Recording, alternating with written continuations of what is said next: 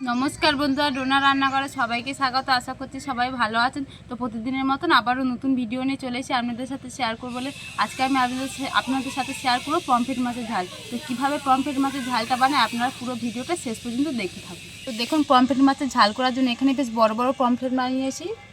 এবার এগুলোকে আমি কাঁচের সাহায্যে কেটে নেবো, আপনারা চাইলে বটিও কাটতে পারেন। এখান থেকে একটা নিয়ে নিলাম, নিয়ে পাখনাগুলো কেটে দেবো।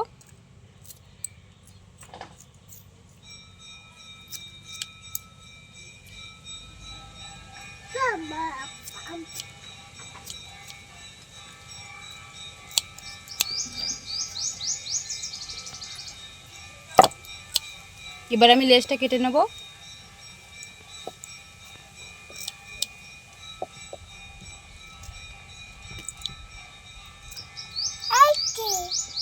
এই দেখুন কত সুন্দরভাবে কেটে নিয়েছি। এবার যে পেটের যে নোংরাটা আছে সেটা এবার আমি কেটে বের করে নেব।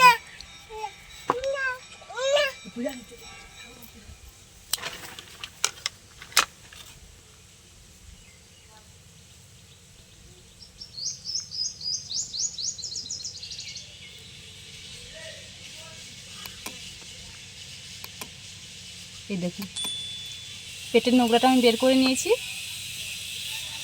এবারে ফুলকার যে এখানে এটা আমি কেটে নেব।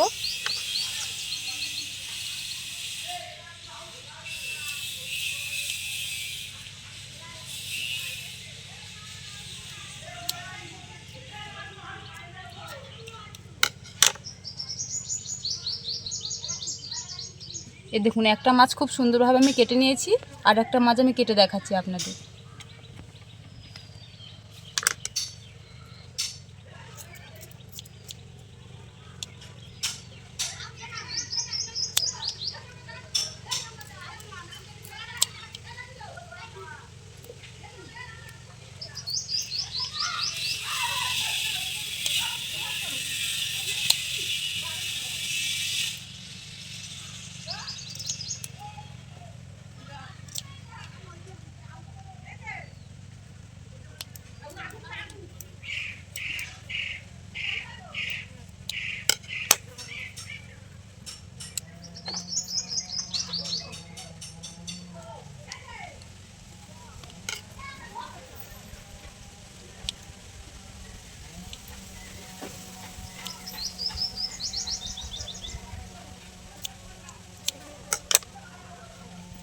এই দেখুন আর একটা মাছ খুব সুন্দরভাবে আমি কেটে নিয়েছি, বাকি মাছগুলো একই রকম করে কেটে নেব।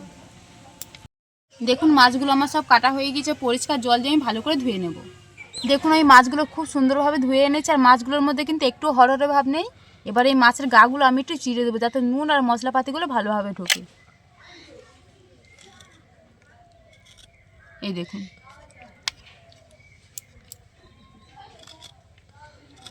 বাকি মাছগুলো আমি একই রকম করে চিড়ে নেব।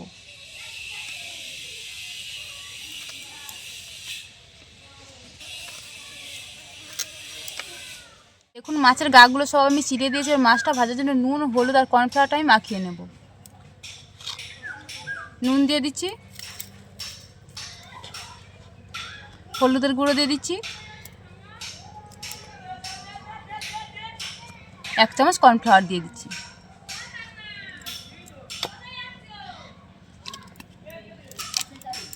সবগুলো উপকরণ দিয়ে দিয়েছি। এবার এর মধ্যে আমি 2 চামচ সরষের তেল দিয়ে দিচ্ছি।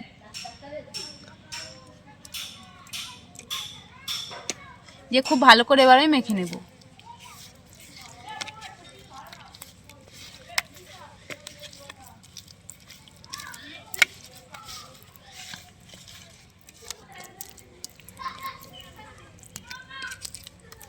দেখুন সবগুলো খুব ভালো করে আমি মিশিয়ে নিয়েছি। এটা এবার এক সাইডে রেখে দিয়ে এবার আমি কিছু বাটা মশলা বেটে নেব। দেখুন আমি এখানে বাটা মশলার জন্য 2টো কাঁচা লঙ্কা নিয়েছি, আর 2 চামচ কালো সরষে নিয়েছি, আর একটু নুন দিয়ে দিয়েছি। আপনারা চাইলে 1 চামচ সাদা সরষে, 1 চামচ কালো সরষে নিতে পারেন। আর এখানে দেখুন আদা রসুন কেটে নিয়েছি, এগুলো আমি বেটে নেব। দেখুন আমি সরষে, কাঁচা লঙ্কা আর রসুনটা খুব ভালো করে বেটে নিয়েছি। এবার উনানটা জ্বালিয়ে নেবো মাছগুলো ভাজার জন্য।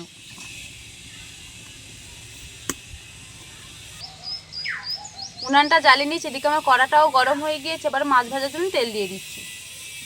মাছ ভাজার জন্য কিন্তু আমি সরষের তেল ব্যবহার করছি। আজকে সম্পূর্ণ রান্নাটা কিন্তু আমি একদম সরষের তেলে করব। তেলটা আবার খুব ভালো করে আমি গরম করে নেব, তার জন্য একটু নেড়ে দেবো তেলটা।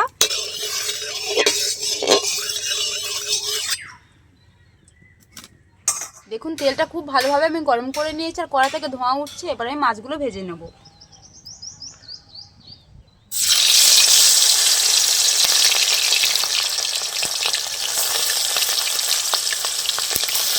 মাছগুলো এবার আমি দুটো খুব ভালো করে ভেজে নেব। মাছগুলো আমি এক পিঠ হালকা করে ভেজে নিয়েছি দেখুন, আর এক পিঠ হালকা করে ভেজে নেব। এই মাছ কিন্তু বেশি ভাজলে ভালো লাগবে না। আর এক পিঠ হালকা করে ভেজে নেব। দেখুন মাছগুলো দু পিঠ খুব ভালো করে আমি হালকা করে ভেজে নিয়েছি। এই দেখুন এবার আমি তুলে নিচ্ছি।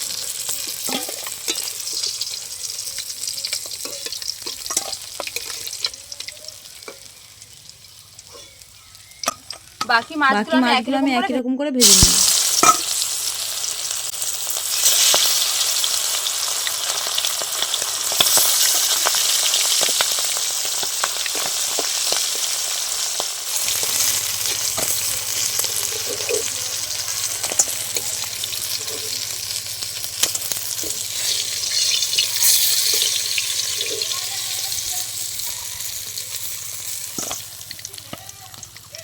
মাছগুলো আমার সব ভাজা হয়ে গিয়েছে। এবার মাছের ঝালটা আমি বানিয়ে নেবো। তার জন্য ফোড়নে দিয়ে দিচ্ছি কালো জিরা আর কাঁচা লঙ্কা।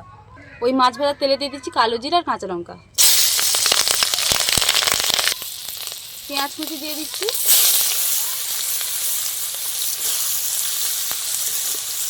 পেঁয়াজটা আমি হালকা করে ভেজে নেব।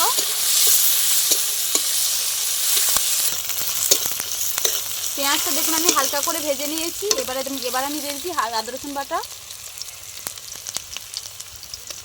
আদা রসুন বাটা দিয়ে দিচ্ছি। এবার খুব ভালো করে নেড়ে চেড়ে নেবো যাতে আদা রসুনের কাঁচা গন্ধটা কেটে যায়। আদা রসুনটা খুব ভালো করে নেড়ে চেড়ে নিয়েছি আর আদা রসুনের কাঁচা গন্ধটাও কেটে গিয়েছে। এবার আমি সরষে আর কাঁচা লঙ্কাটা বেটে রেখেছিলাম সেটা দিয়ে দিচ্ছি।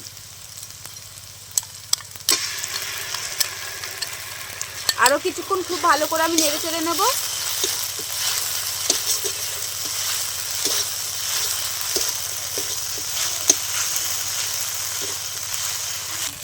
সরষেটা দিয়ে খুব ভালো করে আমি নেড়ে চেড়ে নিয়েছি। এবার আমি মশলার উপকরণগুলো দিয়ে দেবো। প্রথমে দিয়ে দিচ্ছি হলুদের গুঁড়ো,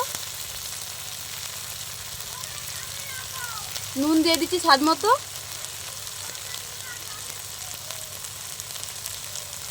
আর এখানে 1 চামচ কাশ্মীরি লঙ্কার গুঁড়ো নিয়েছি সেটাও দিয়ে দিচ্ছি। সবগুলো মশলার উপকরণ দিয়ে দিচ্ছি। এবার খুব ভালো করে আমি নেড়ে নেবো কিছুক্ষণ।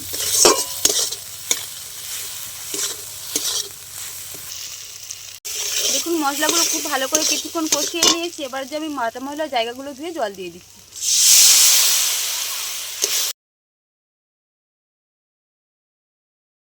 কিছুক্ষণ দেখুন আমি ফুটে নিয়েছি আর মশলা থেকে তেল ছাড়া আরম্ভ করে দিয়েছি। এবার আরও কিছুটা জল দিয়ে দিচ্ছি।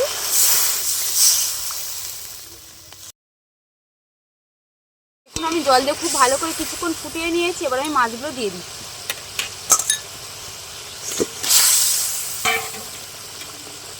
মাছগুলো দিয়ে দিচ্ছি। আরও 5 মিনিটের মতো আমি খুব ভালো করে ফুটিয়ে নেব।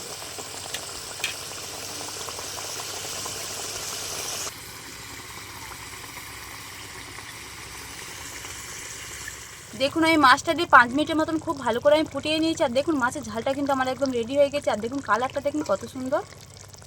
এবার আমি এর মধ্যে ধনেপাতা দিয়ে নামিয়ে নেব। ধনেপাতা কুচি দিয়ে দিচ্ছি।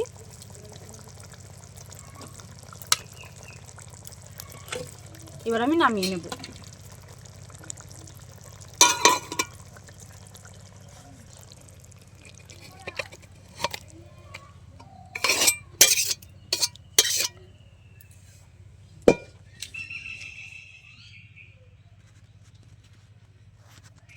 দেখুন বন্ধুরা আমার কিন্তু পমফ্রেট মাছের ঝালটা কিন্তু একদম রেডি হয়ে গেছে। আর দেখুন কত সুন্দর দেখতে লাগছে, মাছটাও যেমন দেখতে লাগছে কত সুন্দর দেখুন।